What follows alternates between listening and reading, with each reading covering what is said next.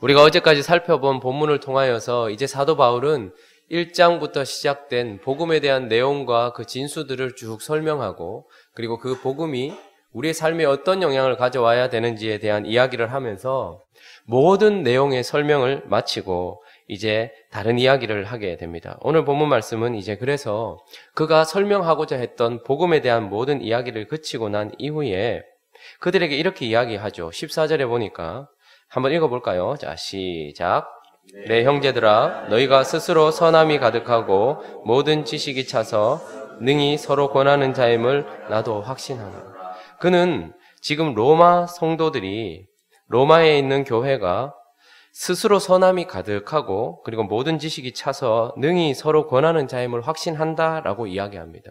그러니까 그들이 복음을 모르는 것도 아니요, 그들의 삶이 부족한 것도 아니다라고 이야기합니다. 그런데도 불구하고 오늘 이렇게 그가 쓴 이유에 대해서 이야기를 하면서 이제 자기 자신의 이야기로 돌아와요. 그리스도의 복음이 우리의 머리를 채워 지식으로 가득하게 하고 진리로 가득하게 하고, 그리스도에 대한 복음이 나를 하나님으로 찬양하게 하는 것뿐만 아니라 그리스도의 복음과 구원이 우리의 삶을 바꾸어야 된다라고 이야기를 했던 바울이 이제는 자기 자신도 그러했는데 너희가 스스로 그런 자인지 내가 알고 있다. 선함이 가득하고 지식이 차서 능히 서로 권하는 자임을 다 알고 있다. 그런데 나는 여기에서만 그친 자가 아니다. 내 삶이 하나님 앞에서 그리고 내 주변에 있는 모든 영역에서 내 삶만 바뀐 것이 아니라 이 은혜가 지금 이제 그를 사명자의 자리에까지 가게 했다라고 스스로를 이야기를 하고 있습니다. 그래서 그리스도의 복음과 그의 은혜는 우리를 구원하시는 자리에만 우리를 그냥 두지도 않고, 그 구원받은 은혜가 우리의 삶을 바꾸는 것까지만 가는 것도 아니라 그리스도의 복음과 그 은혜가 사도 바울이 사명자의 자리에까지 가게 했다라고 이야기를 합니다. 자, 16절 한번 다시 읽어보겠습니다. 16절 시작. 이 은혜는 곧 나로 이방인을 위하여 그리스도 예수의 분이 되어 하나님의 복음이 제출한 주심을 하사 이방인을 제물로 드리는 것이 성령 안에서 그동안에 되어 받으실 만하게 되어 하십니다. 나를 구원하신 은혜, 그리고 내 삶의 모든 부분들을 바꾸어 가시는 은혜. 그러나 바울은 자기 자신의 이야기를 하면서 이 은혜는 곧 나로 그리스도 예수의 일꾼이 되게 했다라고 이야기합니다. 그리스도의 복음으로 은혜를 받아 구원받고 내 삶이 바뀌는 것까지만 머무르는 사람들이 많이 있습니다. 그러나 오늘 바울은 자기 자신이 그리스도 예수의 일꾼이 되었다라고 이야기하면서 은혜는 어디까지 우리를 인도한다라고 얘기하는 것입니까? 바로 그 은혜는 나에게 그리스도께서 하라 하신 일을 하게 하는 직분자가 되게 했다, 사명자가 되게 했다라고 이야기를 하고 있습니다. 여러분, 예수를 믿으면서 교회에 출석을 하고 또 그리스도인답게 살아가는 삶의 영역의 변화도 있지만, 그러나 그리스도께서 하게 하신 일을 하는가 하지 않는가는 또 다른 문제입니다. 내게 주신 직업을 그리스도를 위해서 하는가, 그리스도께서 내게 주신 일을 하고 있는가, 그렇지 않은가는 또 다른 문제라는 말입니다. 이것은 성속을 가르는 이야기도 아닙니다. 바울은 하나님께 큰 부르심을 받아서 복음을 전하는 사람이니까 하나님의 사명자다라고 이야기하지만, 또 대부분의 사람들은 하나님께서 우리에게 주신 일상이 있는 것입니다. 그래서 그 가운데서 그리스도께서 내게 하라 하신 일을 하고 있는가, 이것이 중요하다라는 것입니다. 사무엘하 한번 가보죠. 사무엘하 23장 14절부터 17절까지를 여러분들이 한번 읽어주시겠습니까? 자, 사무엘하 23장 14절부터 17절까지를 여러분들 한번 읽어주십시오. 14절부터 17절까지. 자, 시작. 그때의 다윗은 산성에 있고 그때의 그릇 사람의 요시는 그들의 민지라 다윗이 소원하여 이르되 그들의 성물 같은 물을 구하게 하시게 하자 하며 세용사 그리스 사람이 주는 것을 하고 나가서 예루살렘 성문 같은 물을 들여다보고 다윗에게 왔으나 다윗이 마시기를 기뻐하지 아니하고 그 물을 여호와께 부어드리며 이렇게 여호와의 은혜가 나를 위하여 됐다고 이르기를 하지 않으리이다. 이는 목숨을 걸고 받은 사람의 피가 아닙니까? 마시기를 즐게 하지 아니하니라. 세용사가 이르기를 전하였더라. 아멘. 여러분, 직분을 감당한다, 우리가 사명을 감당한다 할 때 많은 사람들의 그 시작은 충성이나 어떤 은혜에 대한 보답 이렇게 생각을 합니다. 물론 맞는 말이죠. 은혜에 대한 보답. 그러나 사실은 은혜에 대한 보답하려고 하는 마음이 아니라 그 은혜가 우리로 사명을 감당하게 하고 사실 그 은혜를 주신 하나님을 향한 사랑이 그것을 감당하게 하는데 사명이라는 것은 크고 작은 것이 있는 것이 아닙니다. 내 사랑하는 주인이 무엇을 원하시는가에 달려있고 그것을 들었을 때에 그 일이 내게 사명이 되어서 주어지는 것입니다. 오늘 보니까 다윗이 주죠. 근데 그의 고향 베들레헴이 지금 블레셋의 손에 넘어가 있는 거예요. 전쟁을 치르려고 산성에 서 있는데 어렸을 때 마셨던 그 베들레헴 고향의 물이 생각이 났던 것 같아요. 그래서 그냥 독백처럼 이야기했던 것 같습니다. 저 우물물 한번 마셨으면 좋겠다라고 이야기했는데 여러분 거기에 있는 용사들이 해야 될 일은 무엇일까요? 블레셋과의 전쟁에서 승리를 이끌어가는 큰 어떤 그런 사명 이런 것도 아니라 지금 다윗이 그냥 독백처럼 하는 이야기. 누가 이 우물물을 나로 마시게 할까? 근데 그 순간 그 세 용사, 은혜를 입은 세 용사, 다윗을 사랑하는 그 세 용사에게는 그것이 사명이 되어진 것입니다. 그래서 블레셋 진영으로 그 세 명이 들어가서 거기서 죽는 한이 있더라도 그 일 하다가 죽으면 그게 그에게 사명이 되는 것이죠.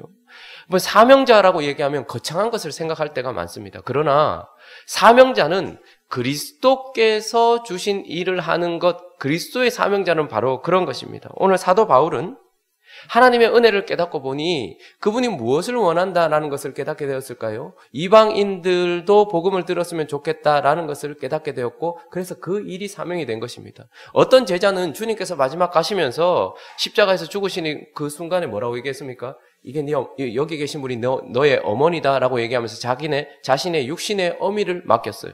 그 제자는 예수님의 어머니를 잘 돌보는 것이 그에겐 사명이 되어지는 것입니다. 사명이라는 것은 성과 속을 나누는 것도 아니요 크고 작은 것도 나누는 것이 아니라 그리스도께서 내게 하라 하신 일인 것이고 그래서 사명은 각각인 것입니다. 우리 갈라디아서 2장 18절도 한번 2장 8절도 한번 읽어볼까요? 갈라디아서 2장 8절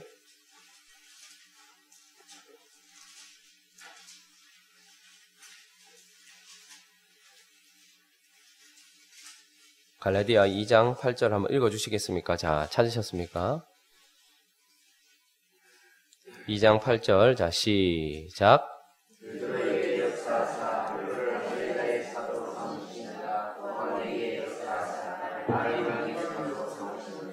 네, 그래서 이 은혜는 곧 나로 이방인을 위하여 그리스도 예수의 일꾼이 되게 했다.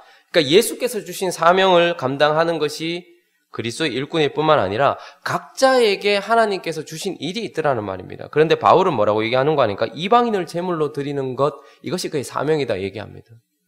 하나님의 똑같은 은혜와 역사가 베드로에게 임했을 때는 그를 유대인의 사도로, 유대인에게 복음을 전하라고 보내는 사도였다면 똑같은 은혜와 역사가 바울에게 임했을 때에는 이방인에게 보내진다라고 이야기하면서 하나님께서 주신 그 은혜는 우리를 직분의 자리, 사명의 자리까지 가게 하고 그 자리에서 우리가 감당할 것은 그리스도께서 내게 맡기신 일이며 그리고 각각 다르다라는 것입니다. 그러므로 크고 작거나 더 넓은 영역이나 적은 영역은 있겠지만 그러나 더 중요하고 덜 중요하고 있는 것이 아니라 그리스도께서 내게 주신 것입니다.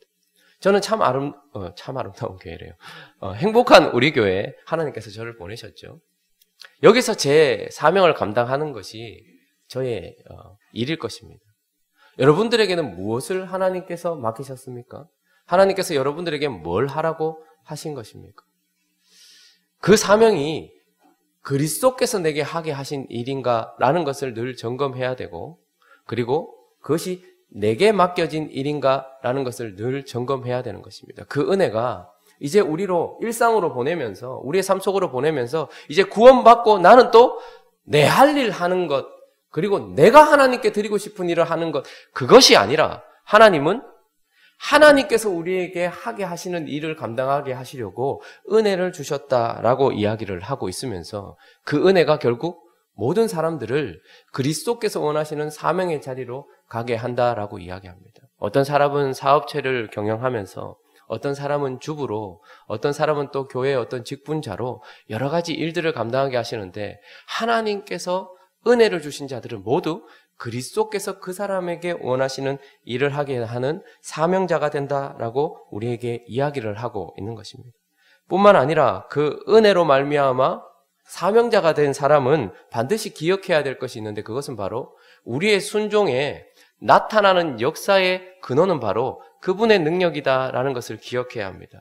사명의 근원이 은혜라면 사명을 감당하는 동안 나타나는 역사의 근원은 그분의 능력이다라는 것을 기억해야 됩니다. 자, 18절 한번 보시면, 그리스도께서 이방인들을 순종하게 하기 위하여 나를 통하여 역사하신 것 외에는 내가 감히 말하지 아니하노라. 그 일은, 자, 이제 사명을 감당할 때 그 일은 마지막에 뭐라고 얘기합니까? 말과 행위로, 이렇게 얘기합니다. 여러분, 이것은 누구나가 다 맡겨진 일을 해야 되는 우리의 순종을 의미하는 것이죠. 그는 복음을 전해야 했기 때문에 말로써, 그리고 그의 삶으로서, 행위로서 그것을 전해야 했습니다. 그런데 그 역사가 나타난 근원은 무엇인가? 19절 한번 읽어볼까요? 자, 시작. 표적과 기사의 능력으로, 성령의 능력으로 이루어졌으며, 그리하여 내가 예루살렘으로부터 두루 행하여 일루리곤까지 그리스도의 복음을 편만하게 전하였노라. 네. 그 일은 말과 행위로 해서 두루 행하여 일루리곤까지 그리스도의 복음을 편만하게 전했다, 이렇게 이야기하는 그 중간에 표적과 기사의 능력으로, 성령의 능력으로 이렇게 이야기를 하고 있습니다. 여러분, 우리가 밥을 짓는 일이든, 그리고 교회에서 어떤 직분을 감당하는 일이든, 아니면 사회에서 내게 주어진 그 일을 감당하는 일이든 다 무엇으로 해야 되는 것일까요? 말로는, 생각으로서는 나는 하나님의 능력으로 해야 됩니다라고 이야기하지만, 그러나 기도하지도 않고 하나님께 은혜를 구하지도 않고, 그리고 그 일을 하고 난 이후에 그게 하나님의 능력이었다라고도 인정하지도 않는 삶이 얼마나 팽배한지 모르겠습니다. 그러나 바울은 이 놀라운 일을 하고 난 이후에도 그 일은 하나님이 하라 하셨기 때문에 나의 말과 행위로 시작된 것은 맞다. 그러나 능력은 어디서 나왔냐 하면 표적과 기사, 언제나 하나님이 그곳에 계셨기 때문이었고, 그리고 그곳에 계신 성령의 능력으로 나타났다라는 것입니다. 그래서 어떤 일을 하고 난 이후에 그 일을 하는 과정과 그 결과는 똑같을 수 있지만 그 속에서 역사하는 힘이 다르다는 것을 우리는 생각을 해야 됩니다. 많은 사람들은 자신의 힘과 자신의 능력과 자신의 생각으로 그 일을 해요. 그래도 언젠가는 역사는 나타나겠죠. 결과는 나타나겠죠. 그러나 그리스도의 능력과 힘으로 하는 사람들은 다른 것입니다. 그런데 하나님은 그리스도의 사명자는 무엇으로 해야 된다라고 얘기하는 것입니까? 하나님의 능력으로, 하나님의 힘으로 해야 된다라고 이야기합니다. 그렇기 때문에 기도는 언제나 필수적인 것이고, 기도는 언제나 현재적인 것이어야 하는 것입니다. 여러분, 기도하지 않는 사람은 시간이 없거나 혹은 신앙이 부족해서가 아닙니다. 사실 기도하지 않는 사람은 교만한 사람인 것입니다. 왜요? 하나님이 없어도 되기 때문에 그렇게 행동하는 것입니다. 자기가 할 수 있기 때문에 그렇게 생각하는 것이고, 자기가 그 일을 충분히 할 수 있다라고 여기기 때문에 기도하지 않는 것입니다. 이것을 하나님께서 역사해 주지 않으면 안 된다라고 생각하는 사람은 그 순간순간 기도하지 않을 수 없거든요. 그런데 기도하지 않는 사람은 시간이 부족한 바쁜 사람이 아닙니다. 아유, 내가 바빠서 기도를 못합니다. 여러분, 절대 그런 일은 없습니다. 그죠? 그 사람이 기도하지 않는다라는 것은, 우리가 창조에 대한 이야기를 하면서도 하나님이 우리를 창조하셨을 때 모든 창조물들, 피조물들은 하나님을 의지해서 존재하도록 지음받았어요. 그리고 하나님을 의지해서 보존되도록 지음받았단 말입니다.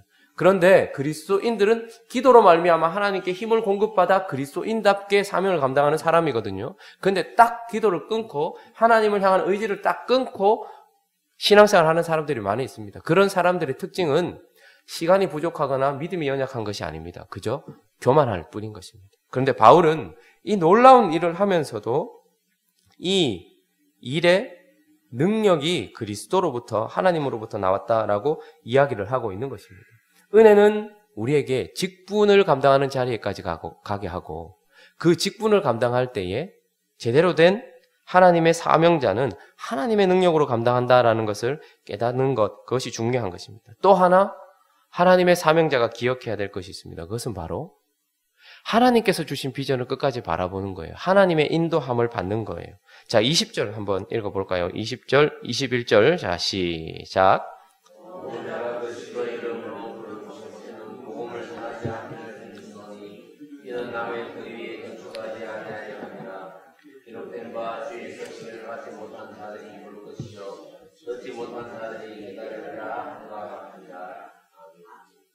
사도 바울이 복음을 전하면서 그가 가지고 있는 하나의 원칙이 있었는데 그것은 바로 내가 그리스도의 이름을 부르는 곳에는 복음을 전하지 않기로 결심했다, 힘썼다 이렇게 얘기합니다. 왜냐하면 남의 터 위에 건축하지 않겠다라는 것이었습니다. 자, 왜 이렇게 사도 바울이 이런 사역을 감당했을까요? 상도덕 때문입니까? 저 사람이 저기 건축했고 저 사람이 저기 지었는데 내가 저거 가지고 뭐 하면 안 되지. 이거는 상도덕이 어긋난 거지. 그런 것 때문입니까? 그것이 아닙니다. 사도 바울에게 주신 비전이 있었기 때문입니다.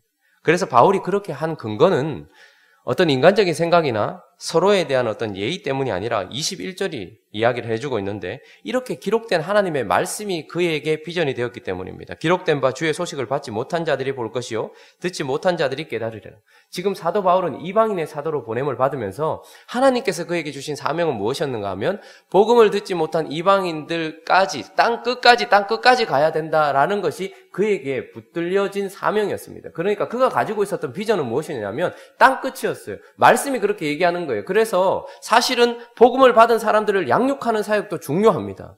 그리고 복음을 받은 사람들을 훈련시키는 것도 중요합니다. 사람들을 세우는 것도 중요해요. 그 중요한 일들을 두고서도 그냥 복음을 뿌리고 가야 했던 이유는 무엇이냐면 그에게 주어진 비전은 땅 끝에 있는 복음을 듣지 못한 한 사람에게 씨를 뿌리는 것이지 그 뿌려진 씨에 물을 주거나 햇볕을 주는 사역이 아니기 때문이고 그렇기 때문에 자기의 비전을 향하여서 그렇게 걸어갔다라는 것입니다. 지금 이 로마서를 기록하는 곳은 아마 고린도였을 것입니다. 이 고린도에서 이 로마서를 기록하는 시점은 3차 전도여행이 거의 끝나갈 무렵입니다.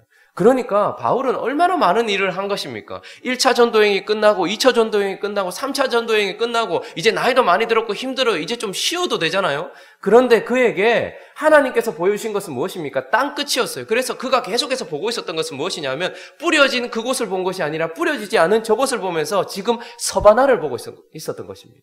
그 당시에 땅 끝으로 여겨졌던 서바나를 바라보고 있었는데 그래서 사실 그가 로마서를 로마 성도들에게 쓴 이유는 무엇이냐면 로마 성도들에게 자기가 이 정도의 신학을 가지고 있고 나는 사도로서 인정받을 만하다라는 것을 그래서 로마 성도들을 세워주기 위한 그런 부분도 있었겠지만 지금 예루살렘을 방문해서 이방인들의 헌금을 여기에 전하는 사역을 감당하고 나서 그가 또 바라보는 것은 무엇이냐면 바로 서바나를 향해서 가는 거예요. 땅끝을 향해서 가는 거예요. 복음을 듣지 못한 사람에게 복음을 뿌려야 될 사명을 하나님께 주셨기 때문이었어요. 그런데 그 중간에 뭐가 있는 것입니까? 예루살렘과 땅끝 서바나 사이에 로마 교회가 있는 거예요. 그래서 로마 교회가 나를 도와서 함께 이 사역을 감당하자고 사실은 이것을 이야기하는 것이거든요. 로마서를 쓴 이유가 바로 그것입니다. 그래서 사도 바울은 이 3차 전도여행을 마치고 나서도 만족함이 없는 듯 그 자리에서 일어나서 예루살렘으로 가려고 합니다.